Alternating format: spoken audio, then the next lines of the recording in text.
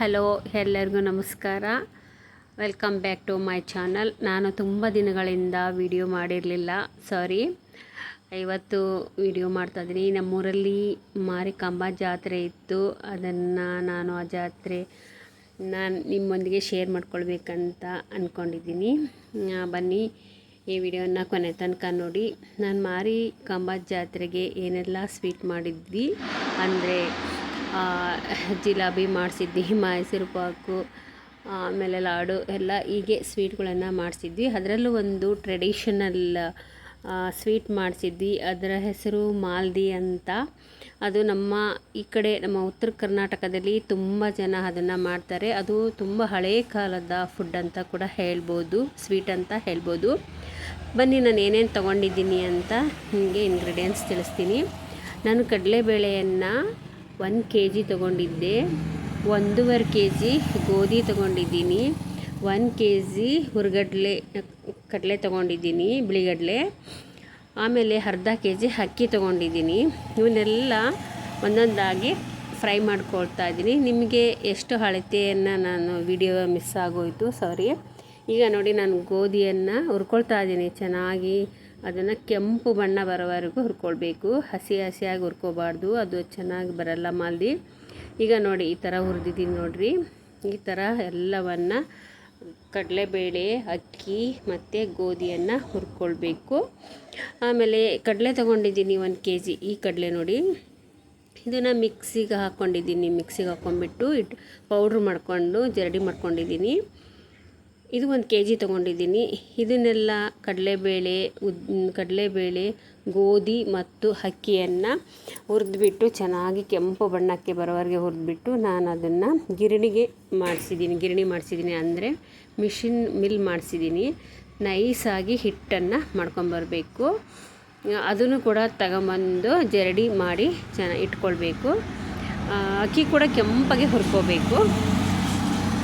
ನಮ್ಮೂರಲ್ಲಿ ಒಂದು ತುಂಬ ಚೆನ್ನಾಗಿ ಜಾತ್ರೆ ಹಬ್ಬವನ್ನು ಮಾಡ್ತಾರೆ. ಅದು 5 ವರ್ಷಕ್ಕೊಂದು ಸಾರಿ ಮಾಡ್ತಾರೆ, ಇಲ್ಲ ಅಂದರೆ ತುಂಬ ವರ್ಷಗಳವರೆಗೂ ಮಾಡ್ತಾರೆ. ಆ ಸಮಯದಲ್ಲಿ ಎಲ್ಲ ಜನರು ತಮಗೆ ಏನೇನು ಇಷ್ಟ ಬೇಕು ಅಂಥ ಸ್ವೀಟ್ಗಳನ್ನು ಮಾಡ್ತಾರೆ. ಆಲ್ಮೋಸ್ಟ್ ಎಲ್ಲ ಸ್ವಲ್ಪ ಜನ ಅಂದರೂ ಕೂಡ ಮಾಲ್ದಿಯನ್ನು ಮಾಡ್ತಾರೆ. ಯಾಕೆಂದರೆ ಅದನ್ನು ತಿಂಗಳಾನುಗಟ್ಟಲೆ ಇಟ್ಕೊಂಡು ತಿನ್ಬೋದು. ಅದಕ್ಕೆ ಒಣ ಕೊಬ್ಬರಿ, ಶುಂಠಿ, ಏಲಕ್ಕಿ, ಲವಂಗ ಎಲ್ಲ ಪೌಡ್ರ್ ಮಾಡಿಕೊಂಡು ಅದಕ್ಕೆ ಡ್ರೈ ಫ್ರೂಟ್ಸ್ ಕೂಡ ಹಾಕ್ಕೋಬೋದು. ನಾವು ಡ್ರೈ ಫ್ರೂಟ್ಸ್ ಕೂಡ ಹಾಕ್ಕೋಬೋದು, ತುಂಬ ಚೆನ್ನಾಗಿರುತ್ತೆ. ಅದನ್ನು ಬೇಸಿಗೆ ಈ ಸಮ್ಮರಲ್ಲಿ ತುಂಬ ಮಾಡ್ಕೊಳ್ತಾರೆ, ವರ್ಷಕ್ಕೊಂದು ಸಾರಿ ಮಾಡ್ಕೊಳ್ತಾರೆ ನಮ್ಮ ಕಡೆ. ಅದಕ್ಕೆ ಒಂದು ಹಾಲು ಮತ್ತು ತುಪ್ಪ ಹಾಕ್ಕೊಂಡು ಊಟ ಮಾಡ್ತಾಯಿರ್ತಾರೆ. ತುಂಬ ಚೆನ್ನಾಗಿ ಇರುತ್ತೆ, ತುಂಬ ಚೆನ್ನಾಗಿ ಮಕ್ಕಳಿಗೂ ಕೂಡ ಇಷ್ಟ ಆಗ್ತದೆ. ತುಂಬ ಸ್ವೀಟು ಕೂಡ ಚೆನ್ನಾಗಾಗುತ್ತದೆ. ನಾನು ನೋಡಿ ಈಗ ಕಡಲೆಯನ್ನು ಮಿಕ್ಸಿಗೆ ಹಾಕ್ಕೊಳ್ತಾ ಇದ್ದೀನಿ. ಇದು ಶುಗರ್ ಪೇಷಂಟ್ಗಳಿಗಂತೂ ತುಂಬ ಚೆನ್ನಾಗಿ, ಏಕೆಂದರೆ ಇದರಲ್ಲಿ ಬೆಲ್ಲ ಹಾಕಿರುವುದರಿಂದ ಅವರಿಗೆ ಚೆನ್ನಾಗಿ ಅನಿಸುತ್ತೆ. ಯಾವುದೇ ಶುಗರ್ ಎಫೆಕ್ಟಿವ್ ಆಗಲ್ಲ. ಇದನ್ನು ಅವರು ಕೂಡ ತಿನ್ಬೋದು. ಇದನ್ನು ಸ್ವಲ್ಪ ಹಾಲಿಲ್ಲ ಅಂದರೂ ನೀರು ಕೂಡ ಹಾಕ್ಕೊಂಡು ತಿನ್ಬೋದು. ನಾನು ನೋಡಿ ಗಿರಣಿಗೆ ಮಿಲ್ ಮಾಡಿಸ್ಕೊಂಬಂದಿದ್ದೀನಿ. ಇಷ್ಟು ನೈಸಾಗಿ ಇರಬೇಕು ಹಿಟ್ಟು. ಅಷ್ಟಕ್ಕೆ 1.5 kg 3 kgಗೆ ಇಷ್ಟು ಹಿಟ್ಟಾಗಿದೆ ನೋಡಿ. ನಾನು ಕಡಲೆ ಹಿಟ್ಟನ್ನು ನಾನು ಬೇರೆ ಮಾಡಿದ್ದೀನಿ ನೋಡಿ ಅಲ್ಲಿ.